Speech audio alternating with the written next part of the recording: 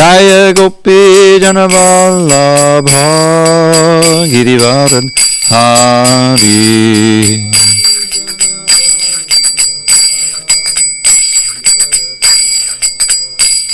Yashodanandana Bhajana Ranjana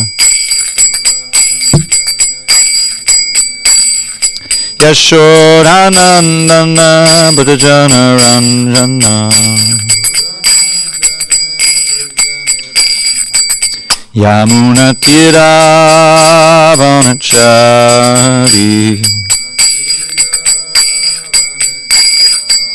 Yamuna Tira Vanachari Jaya Radha Madhava Kunjabi Hari.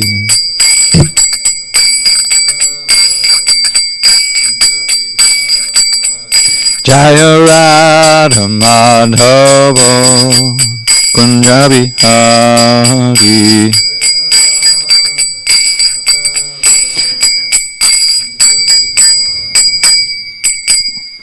Jai Mr. Pad Paramahansa Parvajikacharya Ashtotar Tata Shri Srimad Divine Grace Srila A.C. Bhaktivedanta Swami Prabhupada Ki Jai.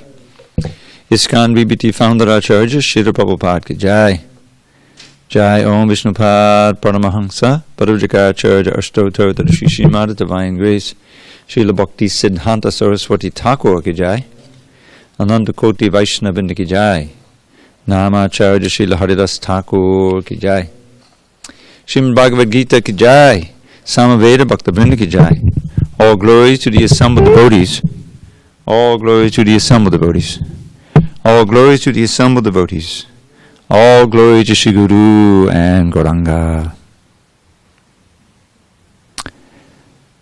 Om Namo Bhagavate Vasudevaya. Om Namo Bhagavate Vasudevaya. Om Namo Bhagavate Vasudevaya.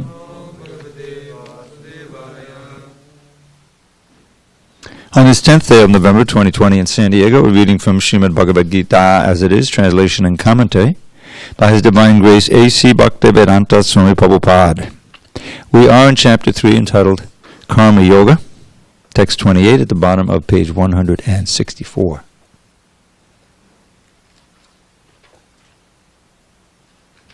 You ready? Okay. Tattavittu mahabaho gunakarma vibhagayo gunagunesha vartanta iti matvana sajjate. Tattavittu mahabaho gunakarma vibhagayo gunagunesha vartanta iti matvana sajjate. Tattavittu mahabaho gunakarma vibhagayo gunagunesha vartanta iti matvana sajjate. Tattavittu mahabaho gunakarma vibhagayo gunagunesha vartanta iti matvana sajjate. Tattavittu mahabaho gunakarma vibhagayo gunagunesha vartanta iti matvana sajjate. Tattavittu mahabaho gunakarma vibhagayo gunagunesha vartanta iti matvana sajjate. Like that.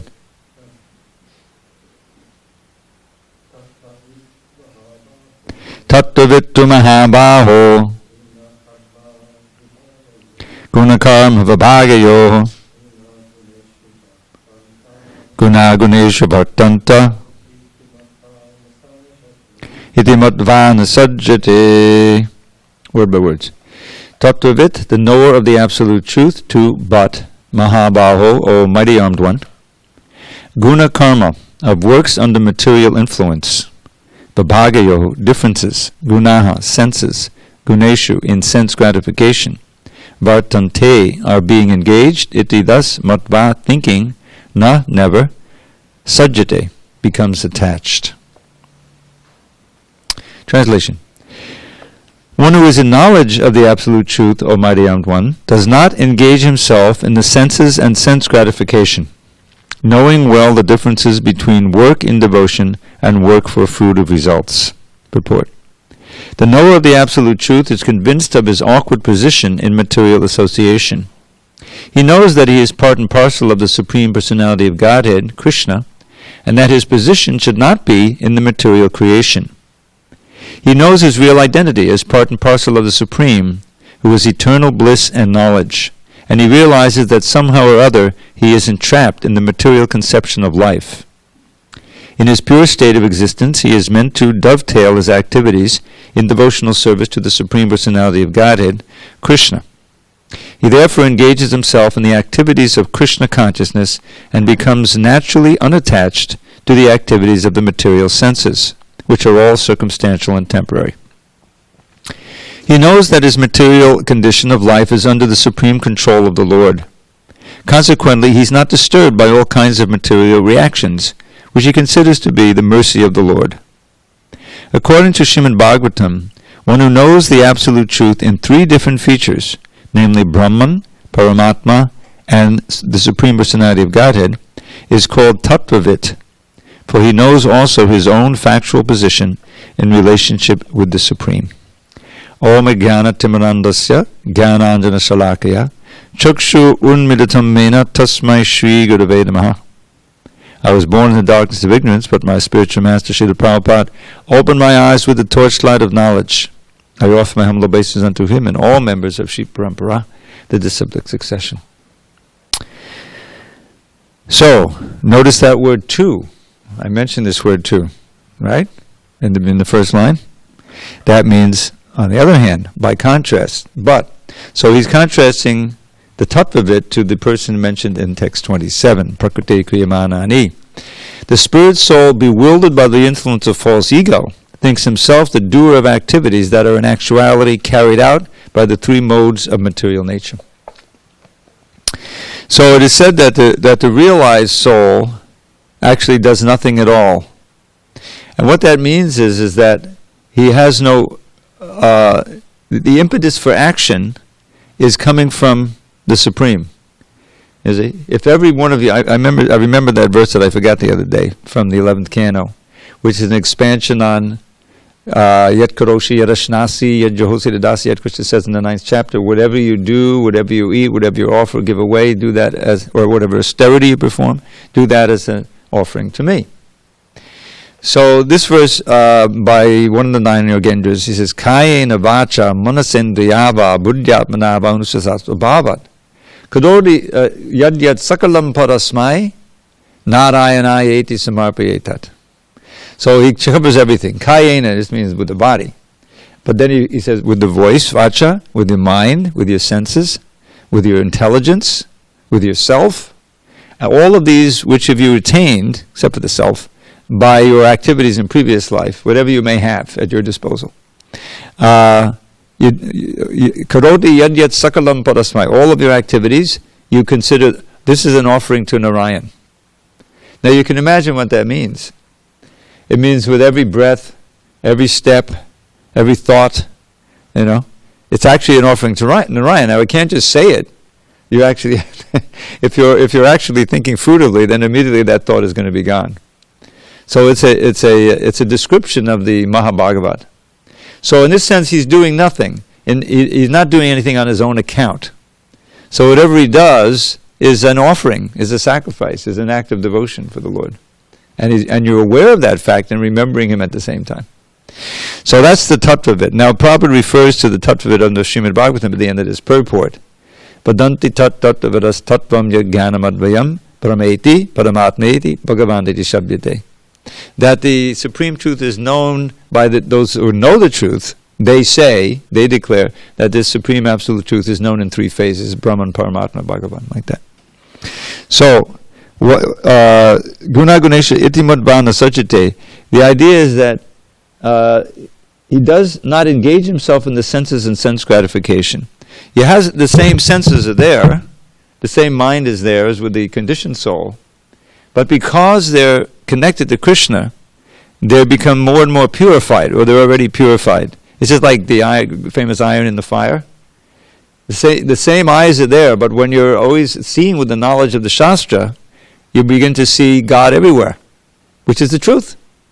There's nothing but His energies. You know that verse Prabhupada would quote all the time, Eka desha stitas yagner, josna vistara niyata, parasya brahmana shaktis tadaidama kilam jagat. Just as in one place in the room, imagine, you weren't here, I don't think anyone was here at the time, but we used to do these Friday night kirtan melas here. You were here, remember that? Huh? I'm sorry? Video. So, we set this special lighting and everything. And somehow we got this idea that Dharmasetu Prabhu should do a fire sacrifice, because people like that, I mean, we're doing the kirtan, which is so you'd have the sacrifice, but it wouldn't be in the middle as it usually is, which I think is the original reason why they have the exhaust fan, which now is broken, unfortunately. But okay, one corner of the room, there's a fire, and you see the light is going everywhere. You can be in that corner and see the light, and if you're in the middle, at least you'll feel the warmth. So similarly, one place in the spiritual world, Krishna's there, but He's emanating all of these energies. The gross, the material energies, the spiritual energies. We're part of the energy, and so so He's present everywhere, just like the sun and the sunshine. When the sun is up, the sunshine is over. You go outside. Oh, okay, the sun must be up. There's no clouds. So that sun is so powerful. The rays are coming, and there's some light, there's some heat everywhere. So similarly, the desire of the Lord. Now, the bhakta is not just understanding the Lord as a source of power, but as a person. And a person, he has desires, he has activities, and he has relationships. And so we are we have that relationship. We've forgotten it for millions of births. But entering into that, mood of service to the Lord and love for the Lord, that's where you really see Him everywhere and feel His presence everywhere. So therefore, how do we live in the world? Oh, we live in a world that's part of Krishna's world. We have this temple. But imagine if you walked out and you saw everything with the same divine vision. Here, we're reminded. The whole idea is that we're reminded wherever you look of Krishna. That's the temple. It's obviously Krishna's house. He's here, and there's so many duties to perform for Him. You come in and you glorify Krishna. It's all centered on Krishna. But the great devotees, the whole world is a temple. Prabhupada would make temples wherever he went, the sacred place, because wherever Krishna is being glorified and served and His glories are preached, that becomes a sacred place. So that's the difference. The tattvavit, someone who knows the truth of the soul, the self, the truth of God, and this world, then he doesn't get tangled up in guna and karma, right? Does not engage himself in the senses and sense gratification, knowing well the difference between work and devotion and work for fruit or results. So in the purport here, somehow or other we're entrapped. Now, this is another advanced consciousness, is that whatever happens with all of the varieties of things that happen in this material world, he sees it all as Krishna's mercy. You can see how, advanced that kind of consciousness. I mean, when bad things happen to us, or something happens, the immediate reflex is to think, hey, I've been chanting my rounds, I've been going to Mangalakti, what's going on? Why did I come down with this disease? But the great devotees think, Krishna's teaching me. This is not my home, I shouldn't be trying to enjoy here. Just like Kunti prays, the famous verse, Vipadaksantu takshasvat. She enumerates some of the difficulties she went through with her son, with her glorious sons. It sticks out in my mind because please close the door. Hare Krishna. He's behind the thing, but the door is open. Can you go back there and close? Go, this door make sure both doors are closed. The door to the open. So Krishna's about to leave, right? The great battle of Kurukshetra is over. That in itself was a tremendous danger, cause of anxiety, and but Krishna was there with them. He was on the chariot. He was obviously on the side of the Pandavas. And they'd been through so much. I always remember, I once worked on this, the BBT was going to print the Mahabharata at one point, Vidyanatha Maharaj's translation. And we finished the whole, I think it's called Adi Kanda, at the first part. It's like 80 chapters. They're not that long, but it's pretty substantial. The Mahabharata is huge, And I think it was in the second one, which is called the Sabha Parva. Those are the Sabha Parva, Adi Parva. And that was, why is it called the Sabha? Because what's featured there is that meeting in the meeting hall where they tried to disrobe Draupadi, and the Pandavas gambled and gambled, and finally they gambled themselves away. They became slaves, to the Kurus. But then, so what happens is that then they, Draupadi is saved, of course. And so Dhritarashtra has a moment of sanity, and he says, okay, stop all this, And he offers Draupadi a boon, I think 3 boons or something. So the first boon is, of course, giving my husband's back. Well, that's the first thing. And there were a couple other ones. But they were able to, they were proceeding away when again they were challenged to the gambling. And the rule is, hard rule, the Kshatriya has to accept any challenge for a gambling, a challenge to fight. Some woman comes forward, you got to accept. It's the whole thing. So they lose again, and this time they're exiled. I forget, was it 14 years? Yeah, something. So I remember, this really sticks in my mind, how they, I want to know what it was. It wasn't that. It was the House of Lac. This was another editing thing. They had lacquer. Well, that doesn't make sense. Lacquer, shellac. House of Shellac they had. Not shellac. We looked it up. It's lac, L-A-C, which is resin, which is very flammable. So they built this house specifically that they would be incinerated there, But you should live in this house. It's very nice. We built it for you, like that. So Vidura gave him some signs that it's dangerous. Watch out, So they knew it was going to be burned. So they had a tunnel dug on, probably because a subway, a tunnel, and they were able to escape, But they had no army, they had no money, they had nothing, just each other. So they're running through the forest. And they're all getting exhausted except Bhima. So Bhima ends up carrying the other 4. I mean, his 4 brothers and his mother.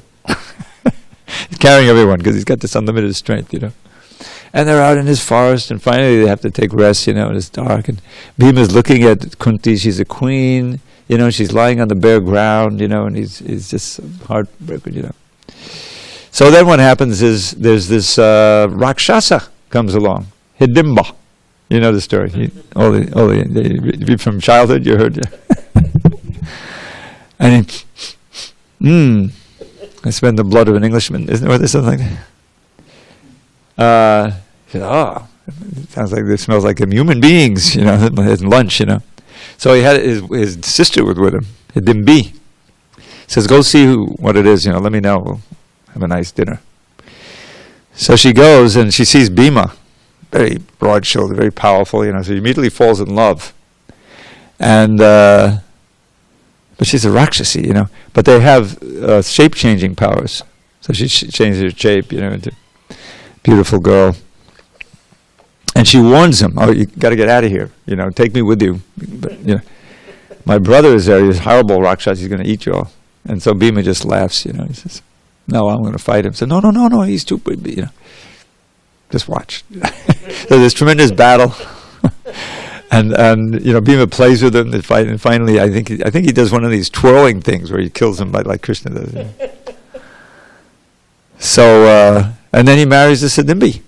And off they go. They go like flying to different places in the heavens. And there's a son comes out, Gatotkacha or Gatotkacha, I forget his name, something like that. And he turns out to be a really good fighter on the Pandava's side in the battle, you know. But it's so then after all of that, Kunti, she's been through all of this. They win the battle, and she enumerates some of these things in her prayers, final prayers, in the 8th chapter, 1st canto. And then she says, Vipadak takshashva tatta tatta jagadguru bhavatu darshanang yaksarapunar bhavadarshanam. She says, let those dangers happen again and again, because by those dangers we see you again and again. In other words, it forces the devotee to simply throw up his hands and cry out to Krishna from deep within his heart in desperation. There's not even the illusion of some kind of material safety, And the great devotees, relish that. Even though there's danger there, they rely completely on Krishna. And because of that, he comes through, just like with Prahlad and others. The devotees know that. So that's a very advanced state. It means that you really transcended the fear. That's kind of the gut fear that this body gives you, just because you're so attached to it. And so that's what's being described here. The great souls, as Prabhupada says here, he knows that real identity, part and parcel of the Supreme, and somehow he's entrapped him in the pure state of existence. He's meant to dovetail his activities. He's unattached. He knows that his material condition of life is under supreme control. Consequently, he's not disturbed by all kinds of material reactions, which he considers to be the mercy of the Lord. There's that famous verse, Tatteno kampam susamikshimano. This is a really significant verse, because you see, well, what about, there's so much religion in the world. But most people, they're going and praying for prosperity, for safety, to get out of this trouble, that trouble. They're coming together for the Sangha, to offer prayers together, which is fine, Krishna says that's okay. These are pious people, But the problem with that is when calamities happen, and you don't get your prayed for object, whatever, then your faith is tested. If that's what you're expecting and you're not getting it, then you see the fragility of that, and Prabhupada tells the story, I think Godbrother is told, of the wives of the Germans in the war. They all prayed fervently, from the bottom of their hearts, that their husbands, sons, fathers, brothers would return from the war, and many of them didn't, or they returned injured and, whatever. So a pure devotee doesn't have that danger of the faith. The faith is not dependent on anything material. And they welcome these austerities for the service of the Lord. The greatest devotees, they risk everything for preaching. They risk everything for preaching. That was true for Bhaktisiddhanta Saraswati Thakur, certainly true for Srila Prabhupada. Prabhupada would cite Jesus Christ as, willing to sacrifice his life for, preaching. Because they feel protected, So that's what we should strive for. All right, going forward. Prakate guna sammudha sajjante guna karmasu tana krishna vado mandan krishna vinna vachalayet. Bewildered by the modes of material nature, the ignorant fully engage themselves in material activities and become attached. But the wise should not unsettle them, although these duties are inferior due to the performer's lack of knowledge. Excuse me. Purport. Persons who are unknowledgeable falsely identify with gross material consciousness and are full of material designations. This body is a gift of the material nature, and one who is too much attached to the bodily consciousness is called manda, or a lazy person without understanding of the spirit soul. Ignorant men think of the body as the self. They accept bodily connections with others as kinsmanship. The land in which the body is obtained is their object of worship, and they consider the formalities of religious rituals to be ends in themselves. Social work, nationalism, and altruism are some of the activities of such materially designated persons. Under the spell of such designations, they are always busy in the material field.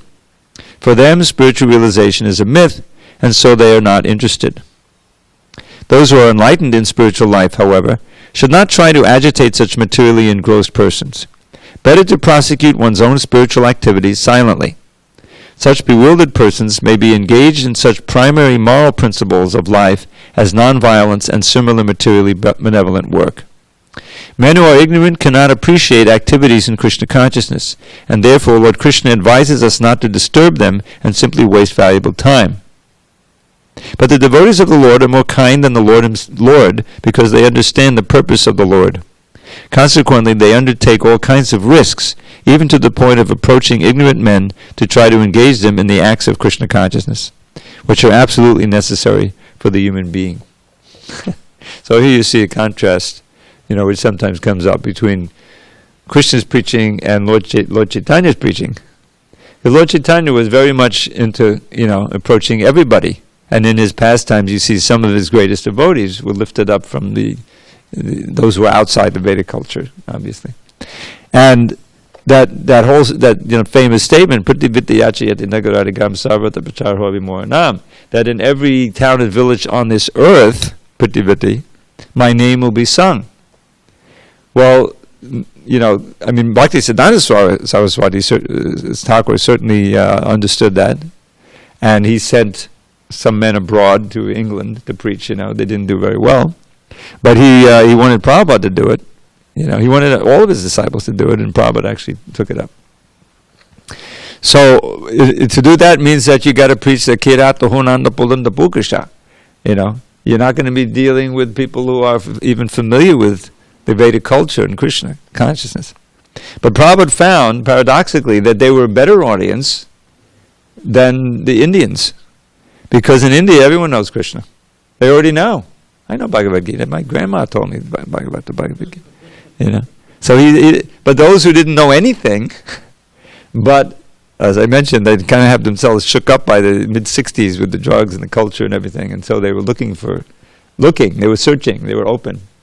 So there was a better field. And from that successful planting of the seed, the whole tree of ISKCON has grown all over the world. And Prabhupada proved that anyone in any part of the world, he was very, very, I hear these lectures all the time. Yes, we just we went to Manila. I think he called it Manila, in Philippines. He said, they ate dogs there, But we got off the plane and there was a kirtan going on right in the airport. Sudama Maharaj, he's famous at that time, he was preaching and very successful. So Africa, all these places, it's just a question of the sincere heart, So whereas Krishna is saying, don't disturb them. We're not out to disturb people, But in one sense, we do disturb them. Prabhupada says in one tape, it's our duty to disturb them, because they're walking off a cliff. It's like they're ready to go to hell, and we're just and to be polite, we're going to let them do it. No, we'll agitate them so at least they'll get angry at us and say, "You Christians, get out of my way." They chanted the name. You see? Or you go out and you're going to get a certain... I remember I haven't had very many heroic activities outside Sankirtan. But you may have heard this before. When I was in Miami, we used to go up to Fort Lauderdale, which was the main place for the spring break. You remember that, in those years? Eventually they stopped it because it got too wild. There's other places. But in those days, everyone would descend on there, because it's usually in March, and it's pretty cold, in the north, so they would all come down to Fort Lauderdale. So we go up there with a Harinam, and I remember, these college kids, they would be drinking and everything. They'd pour some of the beer on us, and various other insults and everything. We go on the beach, and there's Hare Krishna, Hare Krishna, Krishna. So, but some of them would be dancing with us, even singing like that, giving them a chance to, say the Krishna's name. And of course, there were literature we were handing out to some people. So it's that's Lord Chaitanya's movement. It's that give everyone a chance. And sure enough, there are some people who become curious, they become interested, they get sangha, and the benefit is just incalculable. It's good to read that, I remember there's so many statements how just chanting the holy name one time, gets rid of all your karma. Sakatapipadhigitam Shradhyayavayava. But there is a statement in the 6th canto describing just hearing the name one time gets rid of your karma. Imagine that, because you go out on Harinam, it's hard to find someone to chant, but they're all hearing, except those unfortunate souls who walk by like that, So one day, it's been a long time, one day we'll have another Harinam. We should have a real mass Harinam temple, like we in the Guna in LA should have a huge, 200-man Harinam. After this COVID nonsense. Anyway. So, this is preaching here, and here he's talking about karma, he talks about worship of the gods, but then in subsequent chapters he has other instructions that we're not supposed to worship the gods. Okay, the next one, I memorized this first off because Krishna says, this verse very clearly indicates the purpose of the Bhagavad Gita. So I said, well, I better memorize it. Text 30. Mai sarvani karmani sanyasyadhyatma chetasa nirashir nirmamo bhutva yajyasva vigatadvaraha. Therefore, O Arjuna, surrendering all your works unto me, with full knowledge of me, without desire for profit, with no claims to proprietorship, and free from lethargy, fight. Purport. This verse clearly indicates the purpose of the Bhagavad Gita. The Lord instructs that one has to become fully Krishna conscious to discharge duties as if in military discipline. Such an injunction may make things a little difficult. Nevertheless, duties must be carried out with dependence on Krishna, because that is the constitutional position of the living entity. The living entity cannot be happy independent of the cooperation of the Supreme Lord, because the eternal constitutional position of the living entity is to become subordinate to the desires of the Lord. Arjuna was therefore ordered by Sri Krishna to fight as if the Lord were his military commander. One has to sacrifice everything for the goodwill of the Supreme Lord and at the same time discharge prescribed duties without claiming proprietorship. Arjuna did not have to consider the order of the Lord, he had only to execute that order. The Supreme Lord is the soul of all souls. Therefore, one who depends solely and wholly on the Supreme Soul, without personal consideration, or in other words, one who is fully Krishna conscious, is called Adhyatma Chetas. Nirashi means one who has to act, one has to act on the order of the master, but should not expect fruitive results. You see that word ashi? This is the famous asha we sing every morning to Tulsi. And the 16th canto, 6th chapter, we get asha pasha. The 16th chapter, the ropes of hope, of aspiration. That's what asha means. So here is you have no aspiration, no material aspiration. Nirashi means one has to act in the order of the master but should not expect fruitive results. The cashier may count millions of dollars for his employer, but he does not claim a cent for himself. Similarly, one has to realize that nothing in the world belongs to any individual person, but that everything belongs to the Supreme Lord. That is the real purport of Mayi, or unto me.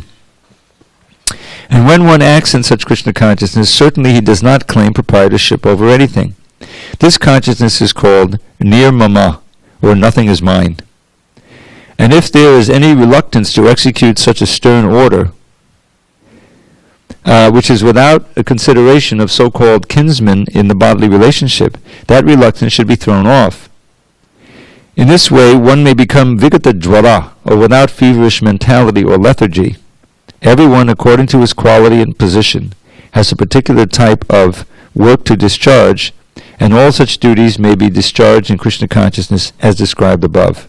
That will lead one to the path of liberation. So, here Krishna, after some time, if you study this, he introduces himself again. You know, that the work is not just meant that you're meant to be free of, fruit of desires and all these things, but you're supposed to connect to Krishna. Mai sarvani karmani sannisyami chetasa, dedicating the fruits of the activities to me. That's bhakti. Otherwise, just the sacrifice for the gods, or to be detached, or to work without fruit of results, where's Krishna in all of that? I mean, that's kind of a preliminary foundational mood, but the culmination is to actively give everything to Krishna. Whatever you have, the activities of mind, body, words, wealth, everything. That's what he's speaking about here. And that's why Prabhupada said this indicates the purpose of the Bhagavad Gita. Now, one little editorial note when you're reading Prabhupada's books. I've discovered that sometimes Prabhupada would use the word purpose to mean purport. Yes, and if you look into the Oxford English Dictionary, you'll find that there's that is there. Which, it can be a little confusing. In the introduction to the Ishopanishad, that confusion came in there. I forget the kind. It's right near the beginning of that introduction, which is from a speech Prabhupada gave. And he talks about, the Vedas has different meanings, but ultimately the purpose is one. The purpose is one? Is that what's meant? And then I looked up, I checked it out, and I said, no, the meaning, the purpose is one. It means knowledge, Veda means knowledge. Anyway, watch for that. So he may mean purport here, the meaning of the Gita, the import. Or it could be the purpose. So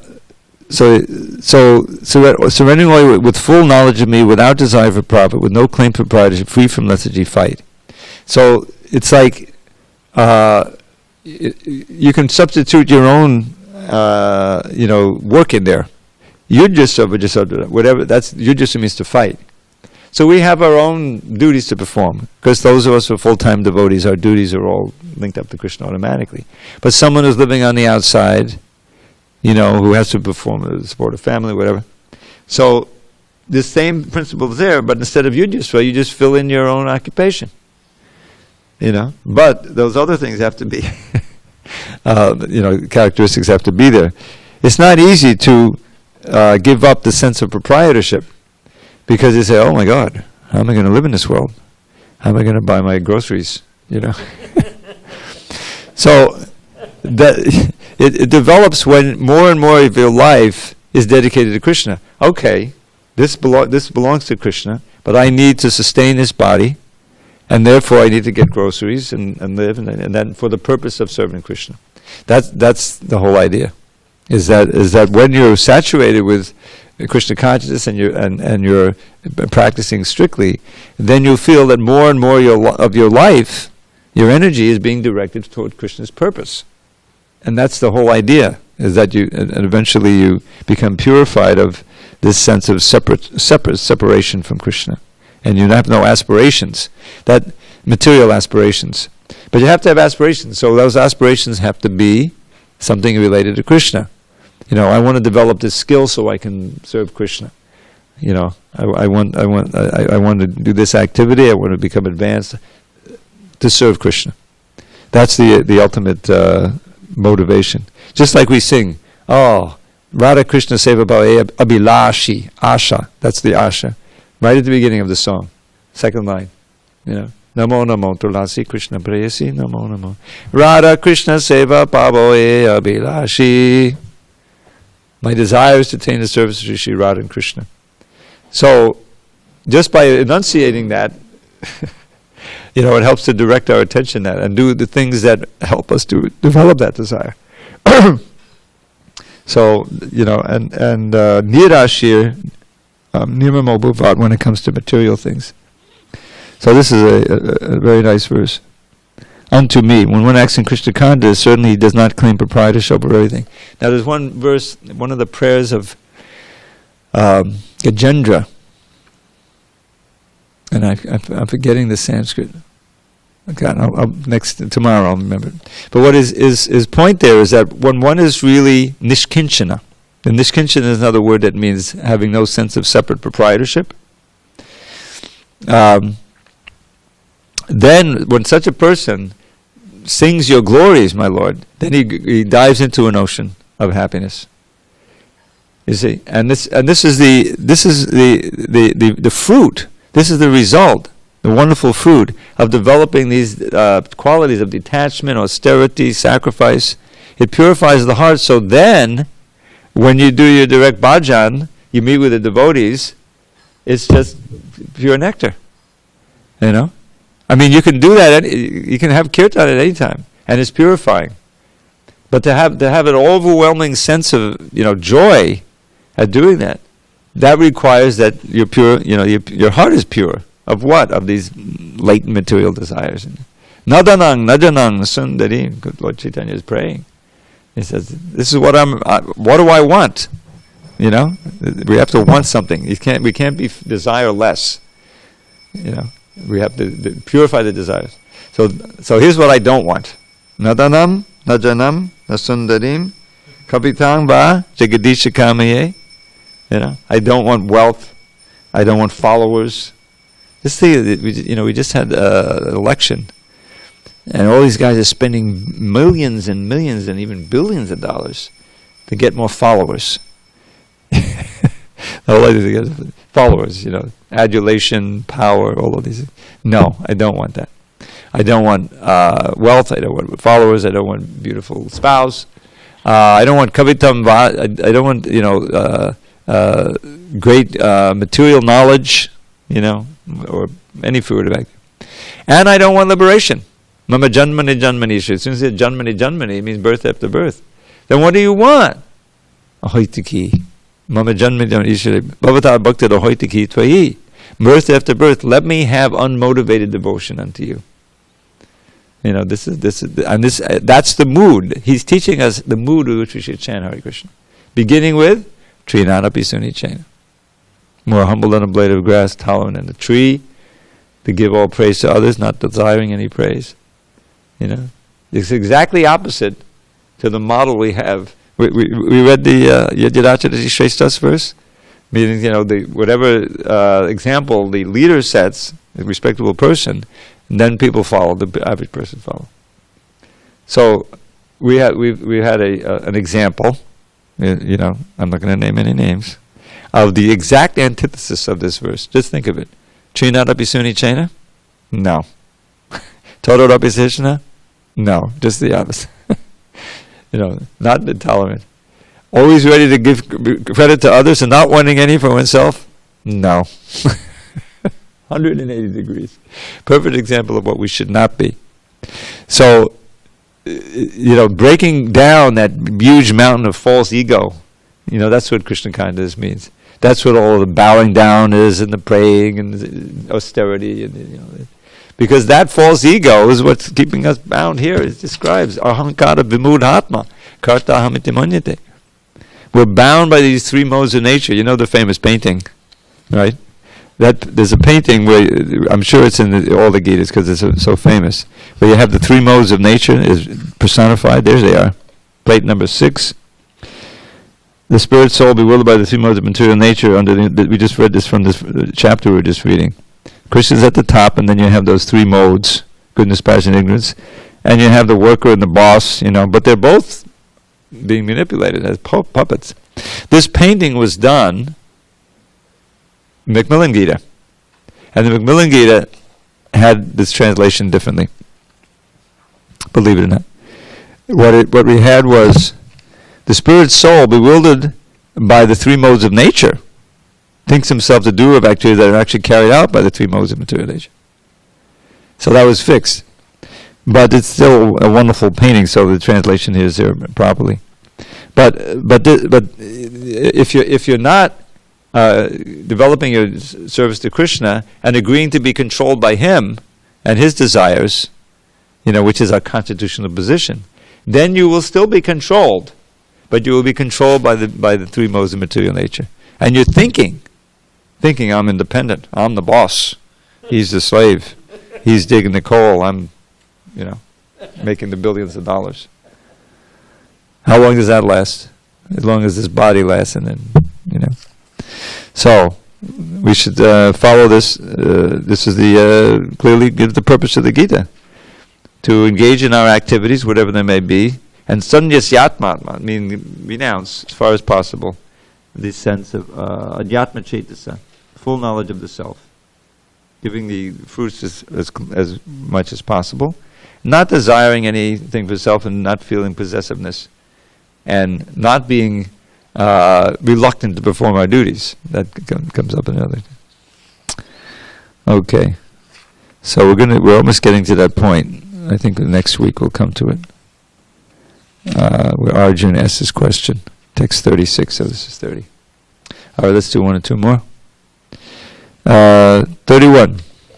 Ye me matamidam nityam anutishtanti manavaha shraddhavanto nasuyanto muchyante te pikarmabihi. Those persons who execute their duties according to my injunctions and who follow this teaching faithfully without envy become free from the bondage of fruit of actions. Purport. The injunction of the Supreme Personality of Godhead, Krishna, is the essence of all Vedic wisdom, and therefore is eternally true without exception.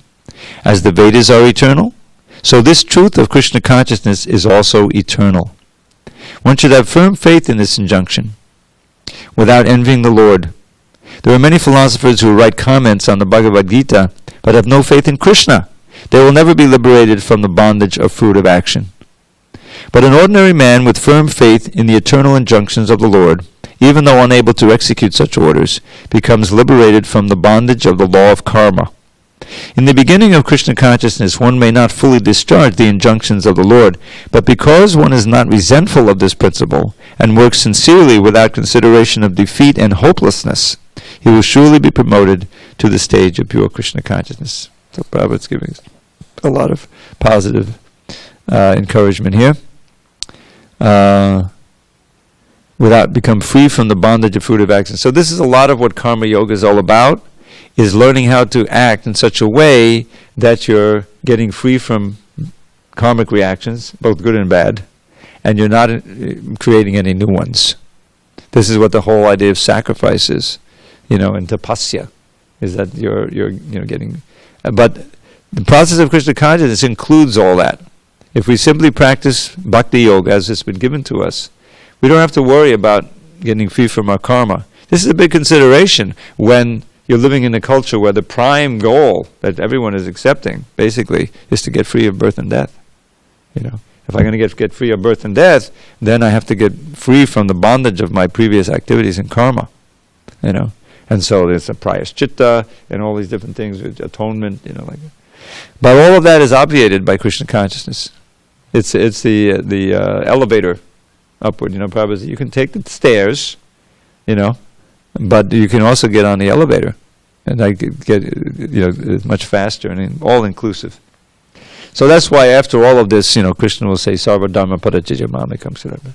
Don't worry about all these other dharmas I spoke, about. They're appropriate for certain people in certain stages, but in the present age, it's not really practical to do anything else but bhakti, because we're how long do we have to live? Who knows? The climate's being destroyed. There's so many poisons, going in everyone's body. They did some tests. Everybody's got all these poisons just from living in the world. The water, the air, the food, and big social, disruptions and things. We don't know. So we need as fast and effective a process as possible. And so, hey, just chant Hare Krishna. Be as take shelter. Give me shelter, Lord. That's how we should feel when we're chanting. Hare Krishna, Krishna Krishna, Hare Hare, Hare Rama, Rama Rama. There's so many verses like that. Describing there's this whole section of this book called Chaitanya Chandramrita, where the Lord laments his pitiable condition.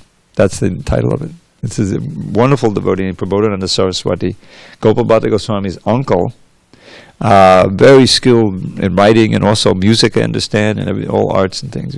Wonderful devotee. And he wrote several books, and one of them is beautiful Chaitanya Chandramrita. I made a recording of it many years ago. So this chapter, this is my favorite chapter, because I can really relate to it. So each verse he's describing a dangerous condition. Sangsara dukkha jalado patitasya kama krodhadi nakkamakadaya kavarikvatasya durvasana negaditasya narashayasya chaitanya chandra mamadehi badavalambam. Describing in a few words, samsara dukkha, the miseries of samsara, life in the material world, like a big ocean. My dear Lord, I'm floundering in this ocean full of the miseries of, samsara. Patitasya, I've fallen in. Kama, krodhadi, nakkamakadai. And the sharks and crocodiles of kama, krodha, lust, anger, greed, they're attacking me. And I can't swim away because I'm bound up by my sinful activities. So I'm helpless, in this case. Oh, my dear Lord, please extend your hand, Lord Chaitanya, and pull me out, So that, really entering into that, just like we sing in the morning, those who were able to attend Mangalarti, Sangsara Dava Naladira Loka Tranaya. The very first line, we should feel, the Guru has come, to save me and any others who take shelter. This is the people in general. They're all burning in the forest fire of birth and death, samsara. Davana lida. Lida means suffering. Tranaya. He's delivering. He's just like a cloud of mercy pouring down a rain of instructions in the holy name and everything. Ganaganatvam, the nature of a cloud. So what is that? Water consists of the cloud of the deliverance. It's the holy name. It's the instructions. It's the association. It's everything that we've been given. So we should take advantage of it. And when we chant Hare Krishna, to feel that supplication, Krishna said, Prabhupada says, we should feel like we're little helpless children calling out to our parents. Just, save me, engage me in your service. So, he says, those who follow without envy become free from the bondage of fruit of results, fruit of actions. And then Prabhupada says, who work sincerely, will surely be promoted to the stage of pure Krishna consciousness. All right, so we have a few minutes, and I'll end with a couple little poems. All right. This was taught to me by this wonderful sannyasi, Mahavishnu Maharaj, the elder, who used to come here before he was a sannyasi, actually, I think, and then he took sannyasa and he took disciples. He pioneered ISKCON in Dwarka, the original Dwarka in India. Passed away some years ago. But we used to love to share shlokas. And this one he gave me while I was standing online for prasadam with him and waiting in Vrindavan. Deheshte mangsuru debi matam chajasra jaya sutari chasadama mamatam vimuncha pushyani sam jagadidam chanapanga tishtam vairagya ragadasiko bhavabhakti nishtam. Don't love the body, just a bag of flesh and blood and bone. Give up your sense of ownership for all you think you own. At every moment see that your world totters on destruction. Become detached and learn to love the Lord without obstruction. And they always point out that last line is beautiful Sanskrit phrase, vairagya raga. Get attachment for detachment. Become attached to material detachment. And become a rasika. You have to be able to taste the transcendence, then it's easy to give up. So then one or two more. So he says, Rishabdev, Lord Rishabdev, Nayam Deho Deha Bhajang Naloke, Krishtang Kamanadate Vidbhujange, Tapo Divyam Putrakaye Nasatvam Shuddye Jisman Brahma Saukyam Tvanantam. So I wrote a verse that's based on it, but not exactly. It says, don't waste this precious human life, dear friend. We're working hard for Haggish happiness.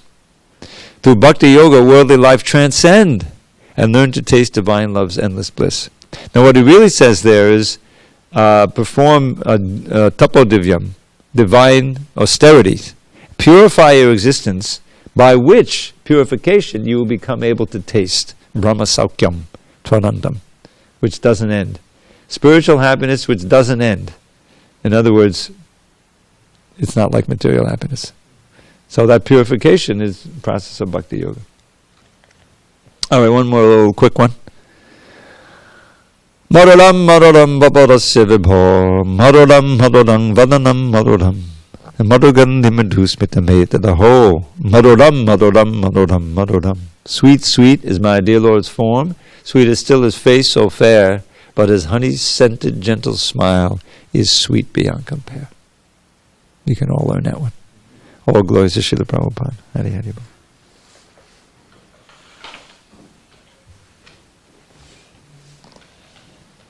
It's appropriate. Sweet, sweet.